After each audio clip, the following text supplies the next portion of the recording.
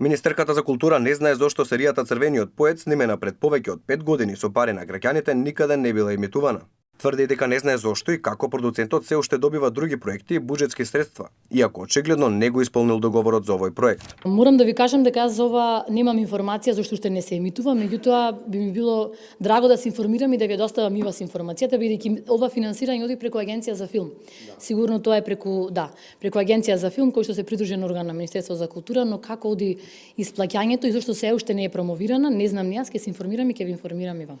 Серијата Црвениот поет е снимена уште во 2017-та и се уште не била прикажана, иако според договорот морала да се емитува на една од националните телевизии.